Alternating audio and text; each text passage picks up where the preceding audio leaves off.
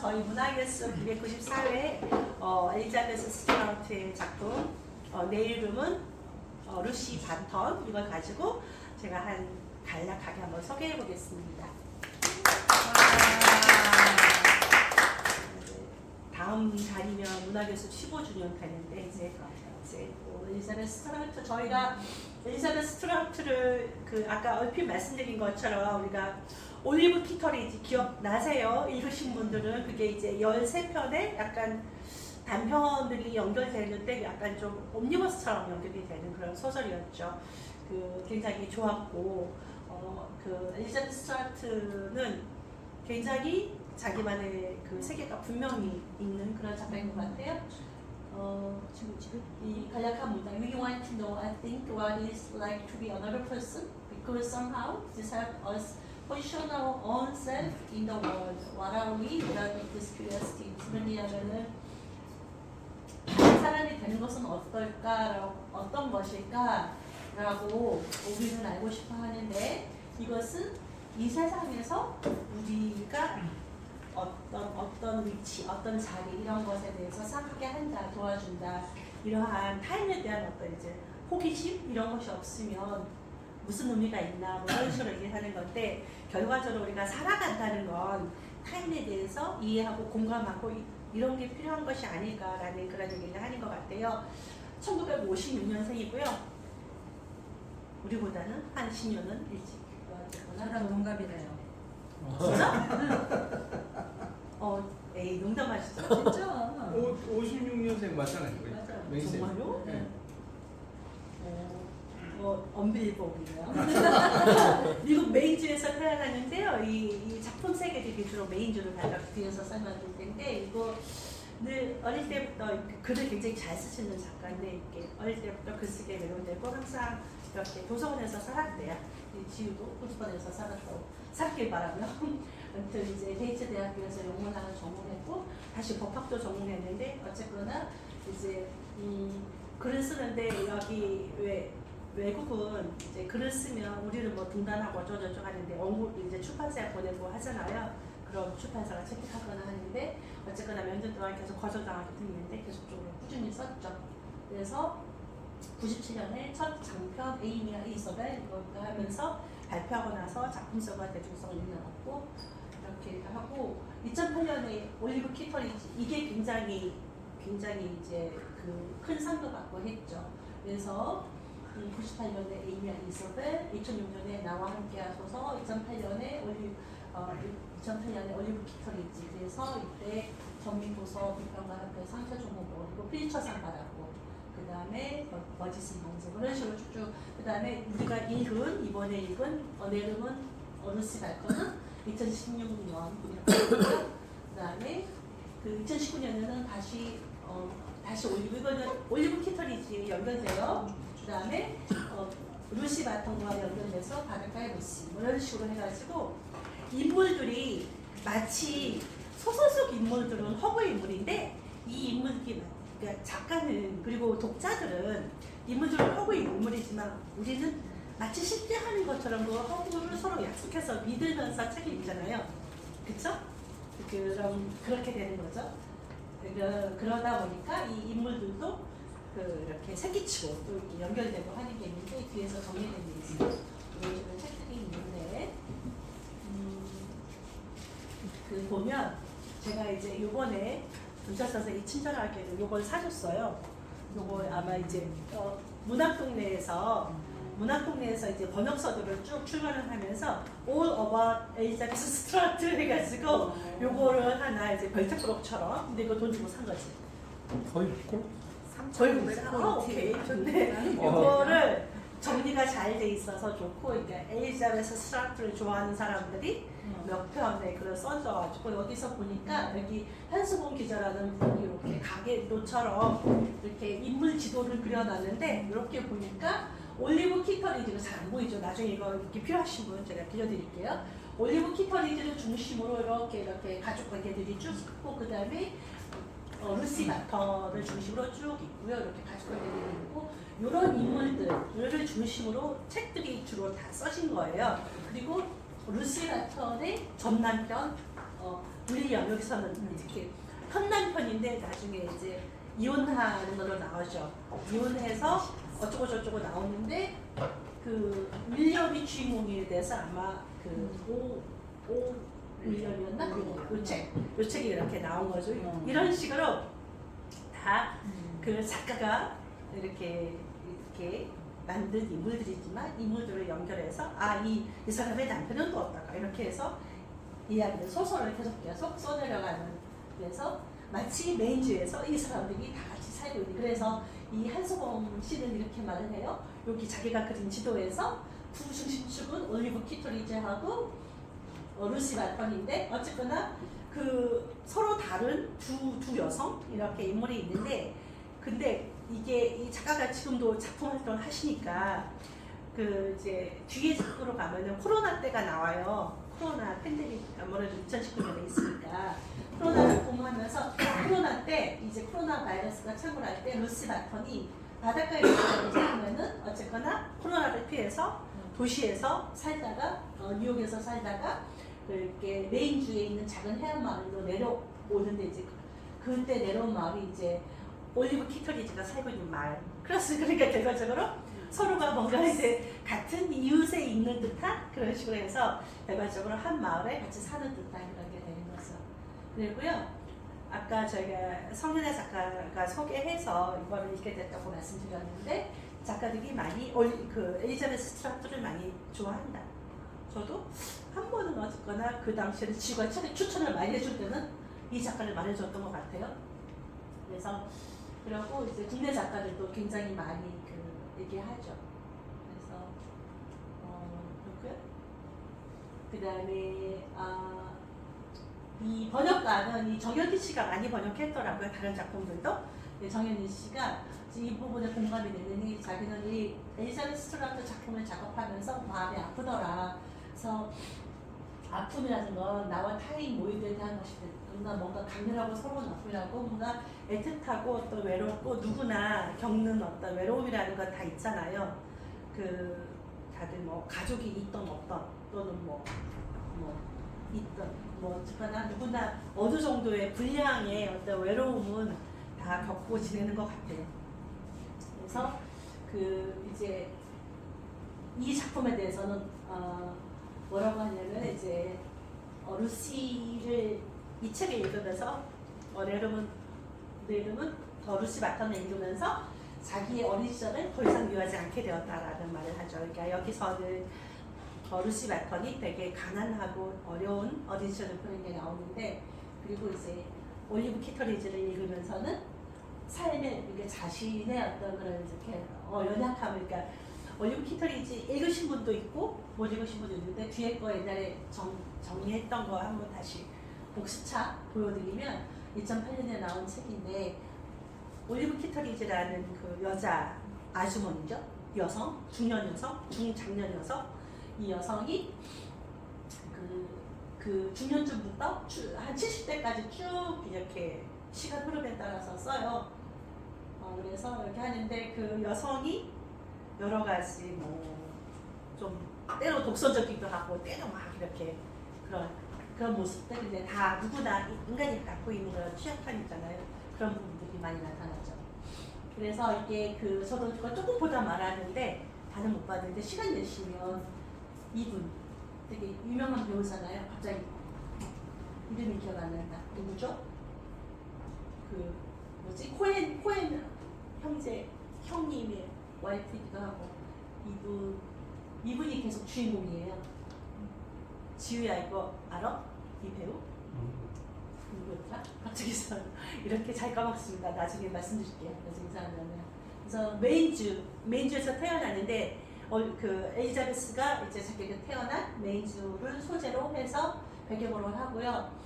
대부분 여기로 하고 스트라트 이제 외가는 1600년대부터 또 친가는 1700년대부터 메인에 거주했는데 여기 이제 메인 여성들이 좀 쌀쌀맞은 그런 특성이 좀 있대요. 그래서 그런 부분들이 이제 작품에 나온 여성들, 근데 좀 약간 세 보이는 그런 여성들. 근데 첫눈에 쌀쌀맞아 보여도 이렇게 다 그렇다고 해서 사람이 이렇게 차가운 차가운 것은 아니니까요. 그래서 작품으로 좀 소개를 해볼게요. 내 이름은 루시다. 이 제목도 되게 생각해보면 내 이름은 뭐다. 특히 이제 여성 화자가 내 이름은 이렇게 해서 얘기하는 건 결과적으로 이 제목부터가 본질적으로 그 여성의 삶 자체, 여성의 주체성의 여성의 삶을 똑바로 바라보는 그런 거에 되게 집중이 있는 것 같아요. 사실 올리브 키터리지도 보면 올리브 키터리지 그냥 사람 이름이죠. 사람 이름이어서 그 사람의 가족 관계도 뭐 아들 얘기도 나오고 남편 얘기도 나오고 이웃들 얘기도 나오는데 결과적으로 올리브 키터리지라는 사람을 본질적으로 집중하게 되거든요. 이 소설은 이 여성 본인이 이제 작중화자이면서 재밌는 거는 루시가 작가가 되거든요. 이제 작가가 되는데 작가로서 쓰는 것 같기도 하고 마치 글을 이게 작가가 쓴 부분인 것 같기도 하고 엘리자베스 스트라우트가 쓴 것 같기도 하고 그래서 약간 묘한 경계쯤에 섞여 있어요. 근데 이것은 명백하게 뭐 루시가 썼다, 엘리자베스 스트라우트가 썼다라고 분별하지는 않은데 이게 묘하게 겹쳐가지고 재밌는데 어쨌거나 자기 얘기를 하는 거죠. 자기 얘기를 하는데 이렇게 제목을 지었어요. 그래서 엄청 가난한데 저는 보면서 저도 되게 가난한 집에서 자랐잖아요. 그리고 근데 제가 지난번에 벌써 언제야? 지지난주였나? 부산 여행을 중학교 동창들이랑 갔다고 제가 몇 분한테 말씀드렸죠. 재밌었어요. 근데 이제 저청중학교, 제주도에 이제 중산간 마을 중학교에서 그 중학교 졸업하고 한 번도 못 만난 친구들도 있어서 거의 어떤 친구들은 한 40년 만에 만나서 같이 1박 2일 부산 여행 간 거예요. 그래서 갔는데 그래서 신기하더라고요. 그 이제 한 절반쯤은 얼굴도 잘 못 알아보겠더라고요. 그래서 내가 주최 측이라면 난 뭔가 지금 조직에서 일을 하기 때문에 주최 측한테 그 카톡 보낼까 말까 하다가 안 보냈는데 안 보내게 잘했죠. 좀 이렇게 명찰 좀 준다랄까 할까 생각했어요. 그만큼 못 알아보면 민망하니까. 근데도 꾀를 내가지고 사람들은 막 자직하게 고기 구워 먹고 할 때 내가 우리 서로 인사 좀 하자고 오랜만에 너무나 오랜만에 본 친구들 해서 열심히 이렇게 외웠어요. 네, 제가 근데 몇 명이 갔는데 24명이요. 그러니까 기억 매칭이 잘 안 되죠. 그래가지고 했는데 어쨌거나 너무 재밌어서 제가 되게 꾀를 냈어요. 그래서 맨날 하면 우리 맨날 자기소개 시키잖아요. 제가 거기서도 교묘하게 그걸 시켰죠. 그래가지고 잘했고 내가 막 그랬죠. 자기가 살아온 거 좀 재밌는 것도 얘기해보자 막 이런 식으로 해가지고 막 하는데 그 얘기 중에서 친구가 한 얘기 중에서 여기 다 있는 게 그런 얘기를 하는 거예요. 우리는 어릴 때는 다 가난해가지고 그게 하나도 창피하지도 않았고 또 그걸 몰랐다라는 얘기를 해서 저는 이 책 읽으면서도 그게 생각이 나는데요. 지금은 뭐 시골에서 소만 키운 친구는 엄청 부자가 됐고요. 오히려 저 같은 사람은 서울에 와서 가난하게 사는데 시골에서 정말로 뭐 땅 부자, 소 부자, 말 부자 막 있더라고요. 뭐 재밌죠. 네, 말도 막 이제 10몇 마리 갖고 있는 친구가 있더라고요. 자주 만나셔야 되겠네요. 말이 많은데. 진짜. 그래서 말이 비싸잖아요. 그쵸. 남녀공학. 어? 남녀공학이었어요? 네, 남녀공학이었어요. 남자도 있었어요, 같이 진짜. 그래서 동창 중에서 그 남자 동창인데 걔는 고향에서 그냥 진짜 농사만 짓고 소 키운 거예요. 근데 그게 엄청 부자가 된 거죠. 그래서 아무튼 가난해서 그때 가난은 다 공평하게 가난해서 서로 좋았는데 지금은 격차가 엄청 나죠. 오히려 고향에서 남아있는 친구들이 더 부자더라. 좀 딴 얘기였는데요. 여기서는 얼마나 가난하냐면 이렇게 축사 같은 데서 외양간 이런 데서 집도 없어가지고 뭐 친척 할아버지 외양간에서 살고 주차장 그런 데서 살고 되게 가난하게 살았죠. 그렇게 살고 하는데 그러다 보니까 어렸을 때 뭐 TV도 없었고 우리 집도 TV 없었는데 근데 난 그걸 되게 좋아했는데 어찌 보면은 참 TV 없는 정말로 극빈한 그런 집에서 자랐죠. 그래서 루시가 자기가 이제 어느 정도 이렇게 중산층이 돼서 살지만 계속적으로 이제 과거에 그런 거고 루시가 갑자기 어느 날 아프게 돼요. 아파서 병원에 이제 병명을 모르고 입원해 있는데 이제 그 자기 루시 남편이 부탁해서 이제 친정 엄마가 간병해주러 며칠 한 닷새 병원에 와 있게 돼요. 그때 엄마랑 이런저런 옛날에 어땠지 뭐 옆집에 누가 어땠지 이러면서 대화를 하면서 옛날 회상하면서 엄마랑도 사실 루시는 이제 3남매 중 막내딸인데 다들 그 너무 시골이고 너무 찢어질 때 가난하니까 대학 가는 거는 엄두도 못 했는데 루시가 어렸을 때부터 뭐 좀 집에 가면 춥고 배고프고 하니까 그냥 학교가 따뜻하니까 학교 나가서 맨날 책 읽고 공부를 했어요. 학교에서 뭐 숙제하면 차라리 그 시간이 너무 좋은 거지. 따뜻한 교실에서 할 수 있으니까 그래서 열심히 하니까 성적도 좋은 거예요. 그래서 루시만 전액 장학금을 받고 대학을 가게 된 거예요. 그러다 보니까 사실은 언니 오빠는 그런 세계와 꿈도 못 꿨고 그 다음에 이제 막내 동생이 그렇게 가는데 되게 그냥 소원해진 거죠. 그리고 루시는 대학 가니까 아예 그냥 고향 자기가 떠나온 집이나 이렇게 가족에 대해서 왜냐면 이미 먼 세계에서 살기 때문에 어찌됐건 거의 이제 연락 안 하고 살고 그러다가 이제 결혼까지도 하니까 원가족이랑 잘 이렇게 안 닿아 있었어요. 그런데 이제 아파서 이렇게 하는 바람에 엄마랑 몇 년 만에 만나게 된 거예요. 그렇게 됐고요. 그래서 이제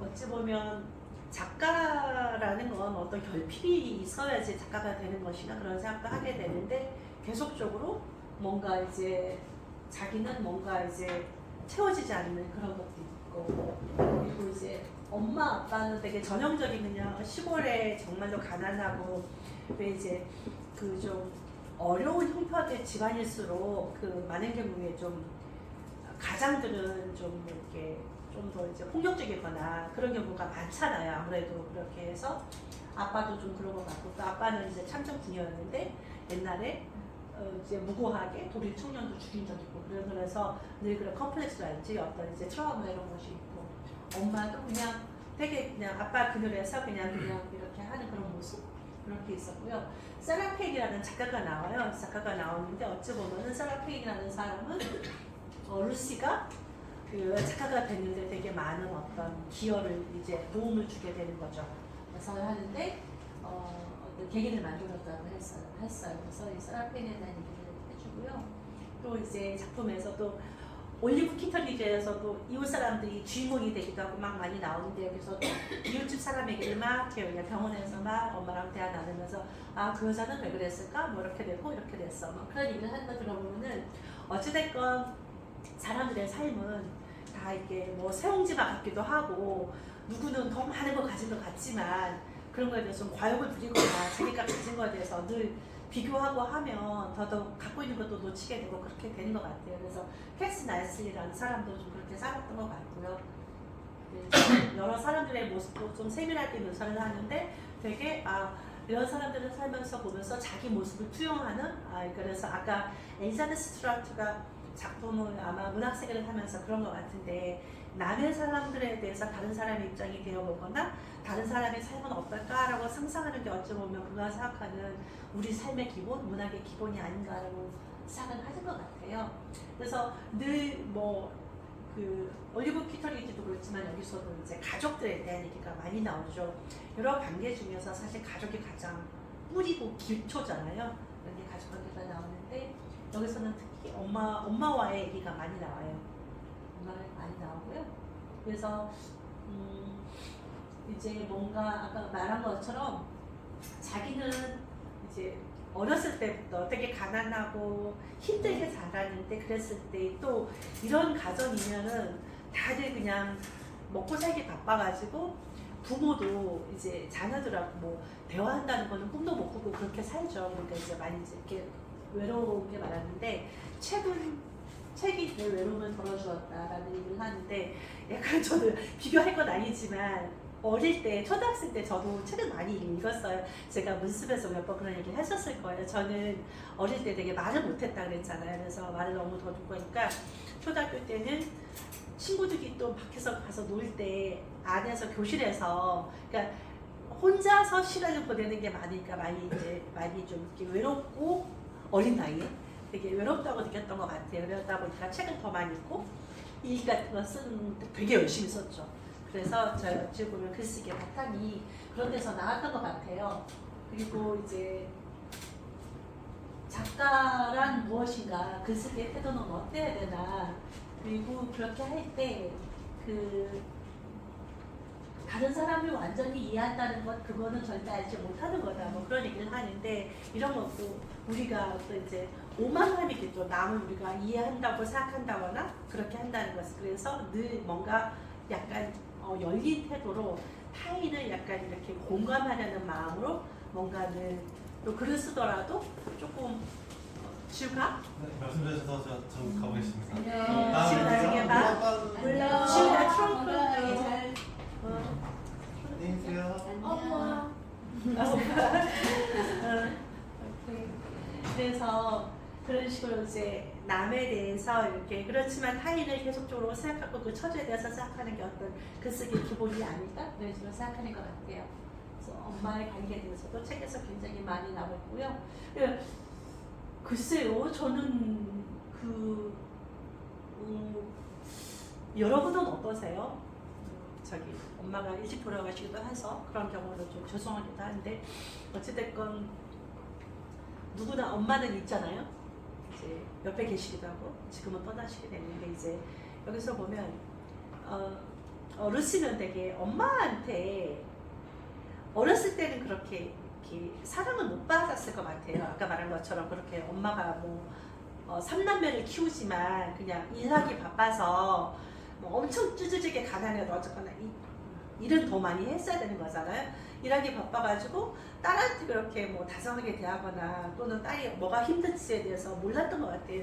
뒤에서 보면은 딸이 그 이제 뭔가 아빠한테 뭐 학대당하는 부분이 나오는데 보면은 학대가 이게 아빠가 얘를 왜 그런지 모르지만 벌 주려는 걸 이렇게 트렁에다가 루시를 온종일 이렇게 잠가놓고 가둬놓고 이제 가버리고 그런 게 나오는데 그런 거를 엄마는 전혀 몰랐단 말이죠. 이런 게 이제 한 번 있는 게 아니고 여러 번 그랬다고 하는데 근데 뭐 한 번은 자기가 뱀하고도 같이 있었다고 하는데 그거는 얘가 장난인지 어떤지 모르겠어요. 실제로 정말 뱀이 있었을지 없었을지 그런 거는 모르겠는데 근데 엄마는 그걸 몰라요. 얘가 그렇게 트럭에 어릴 때 여러 번 갇혔다는 거 엄마 저는 모르더라고요.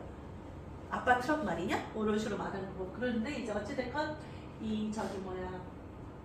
루시는 엄마한테 지금 성인이 돼서 다시 만났잖아요. 엄마를 만났는데 엄마한테 엄마 나 사랑해? 사랑한다고 말해줘? 막 이런 식으로 계속적으로 말을 하거든요. 그리고 엄마가 옆에서 사랑한다는 말은 안 하지만 옆에서 있어준 거에 대해서 되게 행복해하고 그런 거 보면은 사람은 결국은 다 엄마가 없으면 안 되나? 뭐 되게 그런 생각도 하게 되고요.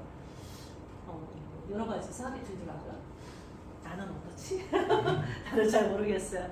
나도 7남매다 보니까 엄마한테 딱히 엄마가 나를 그렇게 아껴줬나? 라는 생각했는데 또 한편으로 제가 대학 다니게 해주고 그 학비 벌려고 막 애써주고 또 애 키워주러 와준 걸 생각하면 엄청 마음을 쓴 건데 너무 그걸 몰랐던 것 같기도 하고 좀 미안하기도 하는 그런 마음도 들긴 하네요.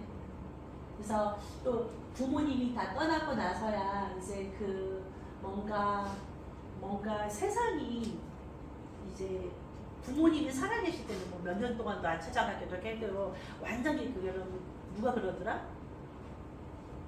자기가 이제 우리가 성인 때는 부모님이 다 돌아가시는 거 있잖아요. 그래서 나 진짜 고아되었다고 그렇게 말씀하시는 주변 분 중에서 들은 적이 있거든요. 그 느낌은 이미 어른이 되어도 되게 큰 느낌, 큰 어떤 하늘이 한쪽 사라져버린 것 같은 그런 느낌이 들긴 한 건가 봐요. 우리 그래서 외로움에 대한 것들 있고 가랑이 여기서 가난에서 그 묘사 중에서 그 묘사들이 아주 뛰어난데 이게 냄새가 나와요. 학교 가는데 애들이 너한테서 냄새 나는 그러거든요. 기생충. 냄새 때문에 사람 죽이잖아요. 그쵸? 기생충 다 보셨죠? 네.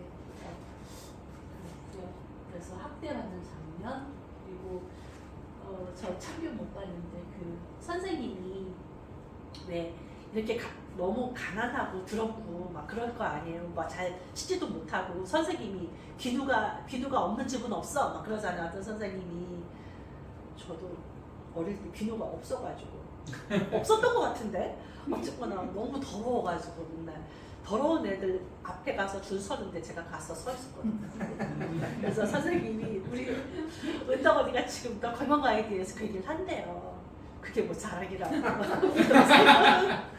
여기 검사하는데 전교생한테 앞에서 해가지고 너네는 공중 화장실보다 더 더러우니까 화장실 투어하라고 해서 화장실 투어를 한 적이 있어요. 선생님이 안 좋은 선생님죠, 그렇죠? 그러니까. 근데 이렇게 좋은 선생님이 있으니까 사실 어느 선생님은 비누가 없는 집은 없어 하지만 비누가 없는 집도 있을 수 있죠. 그래서 그걸 몰랐던 것이고요. 아 너무 재밌네요. 그래서 이렇게 차별하거나 배제하는 걸 아예 원천적으로 여기서 누가 더 잘났다는 생각을 하지 마라고 말해주는 우리 광선쌤 같은 선생님이 뉴욕에도 있었나 봐요. 그래서 그 어떤 그래요. 저도 이제 어린 시절에는 선생님도 이제 부모가 가난할 때는 부모의 케어는 못 받는 반면 그럼 또 선생님의 역할이 엄청 크잖아요. 그래서 저도 진짜 막 엄청 때리던 선생님에 대한 기억도 있고 또 진짜 좋았던 선생님에 대한 기억도 있고 이런 것들이 굉장히 삶을 많이 영향을 줬던 것 같습니다. 그리고 네. 그래서 다 봤고요. 그냥 짧게 간단히 봤고요. 이게 보면은 글쓰기가 제가 앞서서 글쓰기가 무엇일까 그런 얘기를 했는데 어찌 보면 누구나 결핍이 있잖아요. 우리 삶에서 결핍이 있죠. 결핍이 있는데 이 글을 쓰는 건 좋은 거고 우리가 보통 그러잖아. 아, 난 글 못 써. 아, 글 쓰기 좀 부담스러워. 근데 글은 써볼 필요가 있다라는 생각이 드는 게 그게 뭐 전업 작가가 되든 아니든 왜냐하면 자기가 자기의 삶을 기록하고 뭔가를 고쳐볼 수 있는 것. 왜냐하면 과거는 고쳐지진 않잖아요. 하지만 과거를 바라보는 마음은 고칠 수 있잖아요. 달리할 수 있기 때문에 그래서 참 글쓰기가 중요하겠다라고 생각하는 것이고 그래서 이런 글쓰기와 이런 과정을 통해서 엄마와 병원에서 만났는데 그것을 또 기록하고 또 그 의미를 되짚어보면서 사실 관계가 회복이 되는 거죠. 그러면은 사실상 어린 시절에 나 이랬어. 뭐 트럭에 갇혔었어. 나 이렇게 했는데 어쩌고 저쩌고 했어 라는 얘기를 하고 또는 쓰면서 그게 조금 이제 부족한 부분들이나 좀 상처가 됐던 부분들은 치유가 되는 게 어떤 글쓰기가 아닌가 그래서 작가가 될 수 있다는 건 그런 의미에서 되게 행복한 일이 아닌가 싶어요. 그래서 다 마쳤는데요. 그 어떤 결핍이라든지 어떤 어려움이 글을 쓰는데 도움이 될까라는 생각도 해보고요. 약간 여담인데 저는 이제 아버지가 이제 아버지 소설을 써야 된다고 이제 준비는 계속 생각을 하는데 이제 벌써 이제 요번 달에 아버지 돌아가신 이제 3년이 됐어요. 근데 이제 아버지에 대한 글을 어떤 일기 형식으로 일단 써놓은 거는 이제 모아놓은 것들은 있는데 그걸 잘 이렇게 엮어서 좀 고쳤으면 되긴 할 텐데 일테면 그런 거죠. 우리가 7남매잖아요. 그러니까 이제 아버지에 대한 추억과 여러 가지 감정들은 지금도 많단 말이에요. 많은데 가끔씩 나는 아버지가 돌아가서 나서 한 번도 꿈을 꿔본 적은 없어요. 근데 이제 은혜는 우리 막내 여동생은 아버지랑 되게 친했고 아버지가 살아계셨을 때 아버지가 혼자 사시면서 뭐 드시고 싶으신 거 있으면 은혜한테 연락하면 은혜야 뭐 먹고 싶다면 쫙쫙 뭐 배달의 민족 그걸 잘했는데 그래가지고 늘 아버지 저기 많이 했는데 그 어렸을 때는 엄마가 돈 벌러 나갔을 때 은혜가 이제 밥도 하고 소도 키우고 막 이런 걸 했었어요. 어릴 때 그랬는데 이제 은혜가 저번에 이제 꿈에서 아버지가 나왔는데 아버지가 배고파 보여서 콩죽을 끓였다라고 하는 얘기를 하는 거예요. 그래서 이제 콩죽이라는 게 되게 가난한 음식인데 어쩌면 아버지가 또 되게 좋아했던 거거든요. 그래서 약간 그 콩죽이라는 단어를 제가 핸드폰에 메모는 해놨는데 이 콩죽을 4개로 그거를 써야 되는데 라고 해가지고 4개를 이렇게 메모를 해놨어요. 그런 것처럼 어찌 보면은 어느 한 사람 누구나 어찌 보면은 다 거기서 거긴 삶이지만 어찌 보면 우리 하나가 다 또 우주잖아요. 우리가 또 이렇게 연결이 되고 그렇다면 각자 삶에 대한 어떤 기록들이 있어야 된다. 그런 것들이 글쓰기 있고 어찌 보면 문학이다. 라는 생각을 하면서 이 책을 재밌게 읽었습니다. 그래서 다 했는데요.